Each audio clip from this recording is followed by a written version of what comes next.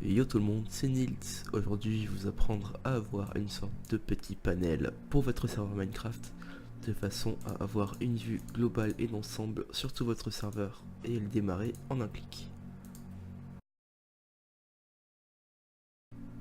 Donc pour effectuer cette manipulation, vous allez tout simplement aller sur Google, sur votre navigateur internet, vous allez taper Minecraft, serveur, dashboard. Voilà, le premier. Et là, vous allez aller sur minecraft.fr, Minecraft server dashboard. Je vous mettrai le lien dans la description dans tous les cas. Une fois que vous êtes ici, vous allez descendre. Hop, là vous avez téléchargement.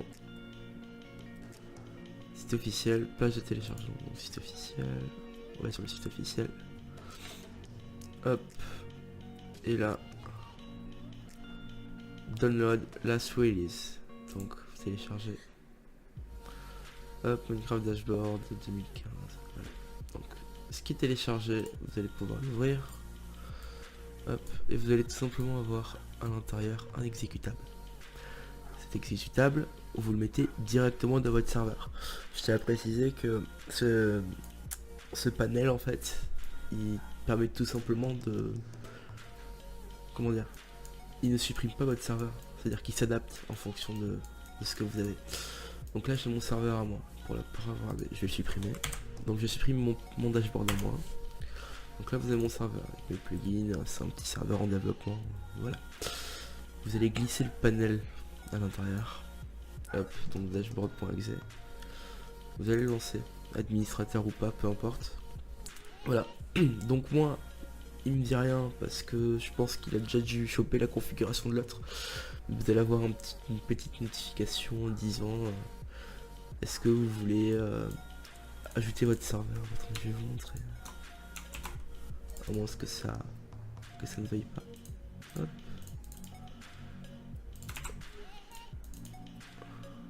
Voilà, vous allez avoir ce message. Donc soit vous avez déjà un serveur, vous faites I already have existing server file on my PC, donc vous faites ça. Soit vous faites download the latest server file from. Donc ça va vous télécharger le dernier Minecraft serveur, donc Vanilla.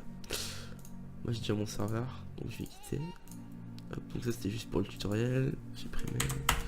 Donc voilà, une fois que vous êtes là-dessus, donc vous pouvez voir que vous avez accès à déjà un panel pour lancer le serveur. La liste des serveurs, donc qui vous permet de faire des commandes, d'effectuer des commandes, les hop, de les mettre en fly. Bon, vous avez de nombreux choix, des guides. Là vous avez les mondes de vos serveurs. Donc si vous avez un plugin multi-world par exemple, ça peut vous servir. Supprimer, vous pouvez les sauvegarder, vous pouvez créer un nouveau monde d'ailleurs même, sans passer forcément par le plugin. La console, donc je vais vous montrer quand je lance mon serveur. Donc là vous allez avoir votre IP qui va s'afficher quand le serveur sera démarré. C'est assez utile, hein. Donc là voilà, votre IP c'est celle-là, je la flouterai bien évidemment. Et ça vous dit que donc vous pour vous connecter vous devrez utiliser le localhost. Mais pour le jeu, pour vos potes c'est celle-là. Donc la console la voici. Vous voyez que ça fait un moment que je bosse dessus, j'ai aucune erreur pour le moment. Je suis d'ailleurs, donc ça c'est un chronomètre en fait, c'est ce qui va vous permettre de, comment dire, d'effectuer des tâches, donc des tasks par exemple, de backup, faire un backup de la map. Donc voilà, dans 10 minutes il y a un backup qui va se faire.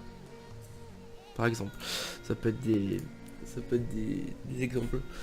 Donc là ensuite dans configuration, vous avez serveur properties, c'est ce qui va vous permettre de modifier simplement vos dossiers serveurs. Je vous explique, c'est optionnel, hein, c'est juste que ça c'est un petit coup de main et moi j'aime bien. C'est juste un petit truc en option. Server properties. Hop, ça c'est toutes les versions de CraftBukkit que vous avez dans votre dossier serveur. Ça c'est au niveau de votre PC, combien de RAM vous voulez allouer. Donc vous pouvez en mettre autant que votre PC a de RAM. Je vais essayer de partir sur un petit 6. Hop. Et ensuite dans Dashboard Option, ça c'est quoi